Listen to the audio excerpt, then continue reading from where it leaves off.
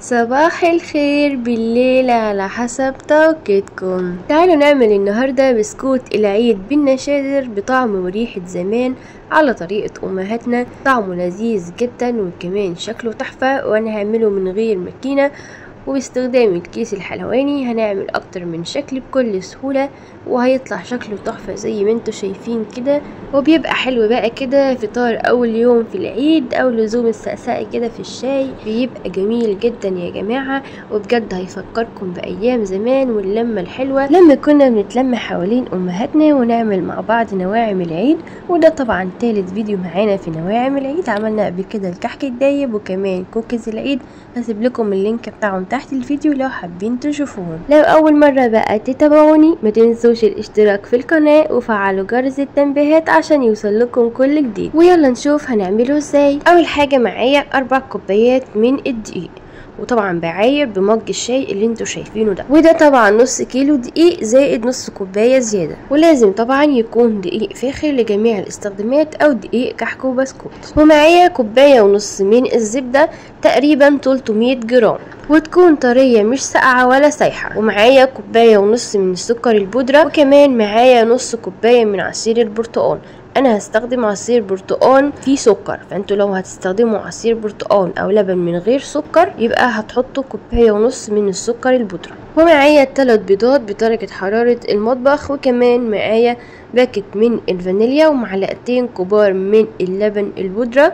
بيدي طعم حلو جدا للبسكوت وكمان بيديله لون تحفة، بس طبعا لو مش متوفر عندكم تقدروا تستغنوا عنه. ومعايا ربع معلقة صغيرة من الملح، وكمان نص معلقة صغيرة من البيكنج باودر، وكمان معايا معلقة كبيرة ممسوحة من النشادر. وما تكتروش النشادر علشان البسكوت ما يفرش معاكم في قلب الفرن. ومعايا معلقتين كبار من النشا، وتقدروا تستبدلوها ببودرة الكاسترد لو عندكم بودرة كاسترد هتبقى حلوة جدا. وطبعا النشا هنا فايدته بيدي قرمشة حلوة جدا للبسكوت. وبس كده، تعالوا بقى علشان نشوف الطريقة. في بولة بقى وهنزل بالزبدة، وزي ما هو واضح كده الزبدة طرية قدامكم، مش ساقعة قوي وفي نفس الوقت مش سايحة. هنزل عليها بقى بالسكر البودرة، وبعدين هديهم تقليبة سريعة عشان هضربهم مع بعض في العجان والسكر ما يطرش ويبهدل الدنيا. ولو مش متوفر عندك العجان تقدروا تستخدموا المضرب الكهربائي او المضرب اليدوي العادي، بس هياخد معاكم شوية وقت. وطبعا زي ما احنا عارفين امهاتنا زمان ولا كان بيستخدموا العجان ولا المضرب، وكانوا بينعموا الزبدة كده بايديهم لحد ما تنعم خالص مع السكر وتبقى كريمي بالشكل ده. وهو ده المطلوب يا جماعة. بعد ما بنوصل للقوام الكريمي ده بقى بننزل بالبيض واحدة واحدة كده بالتدريج، وبعدين بنزل بالفانيليا وبقلبهم كده لحد ما البيض يختفي. وبعدين هجيب بقى نص كوباية عصير البرتقال وبضيف عليها معلقة النشادر وبقلبهم. لو لاحظتوا هنا هتلاقوا ان النشادر بتفور اهيت وبتعمل فوم كده كده، تتأكدوا ان هي شغالة وهتبقى حلوة قوي في البسكوت. لو حابين تزودوا نكهة البرتقال ممكن تضيفوا بشر برتقال كمان، بيديكم طعم حلو جدا. وطبعا لو مش حابين نكهة البرتقال تقدروا تضيفوا بدلها نص كوباية حليب، او ينفع كمان بالمية عادي جدا. ضربتهم بقى مع الزبدة كويس لحد ما اندمجوا. وبعدين عندي هنا المكونات الجافة. الدقيق خدت منه نص كوباية شلتها على جنب، وضفت بقى عليه اللبن البودرة والبيكنج باودر ورشة الملح ومعلقتين النشا، وهقلبهم مع بعض بقى كويس وهبدأ انخلهم كلهم كده.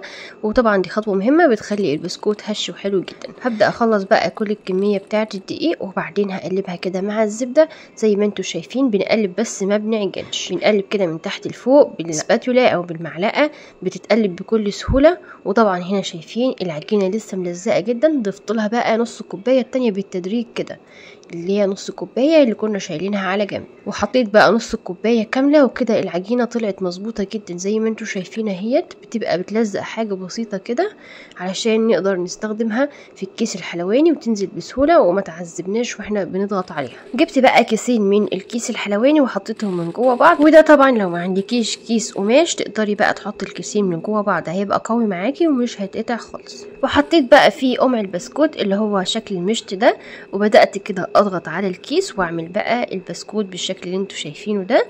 بينزل معايا بكل سهولة يا جماعة. وده شكل جديد اهوت، بنعمله على شكل زجزاج كده، بيدي شكل حلو قوي في الاخر، شكل جديد ومختلف برضو. بنضغط كده على الكيس، بس بنهز ايدينا يمين وشمال كده، فبتدينا شكل حلو قوي زي ما انتوا شايفين اهوت. كده بقمع واحد عملنا شكلين زي ما انتوا شايفين، والعجينه بتنزل بكل سهوله هيت، يعني مظبوطه جدا يا جماعه، سريعة جدا وسهلة. وبس كده، ده كان أول صاج معانا. هندخله بقى الفرن على درجة حرارة 180 في الرف الأوسط. لو ما أخدش لون من فوق تقدروا تشغلوا عليه الشواية لمدة دقيقتين كده، هتلاقوه أخد لونه بقى جميل بالشكل اللي انتوا شايفينه ده. شايفين يا جماعة الحلاوة؟ البسكوتة طالعة حلوة جدا، بس الرسمة بتاعة القمع ما كانتش واضحة قوي، فطلعت معانا بالشكل ده. فخلوا بالكم بقى واستخدموا قمع يكون المشط بتاعه واضح كده الرسمة بتاعته. هنا بقى بنعمل شكل تاني بالقمع اللي هو بتاع البيتيفور دوت او بلح الشام زي ما انتوا شايفين.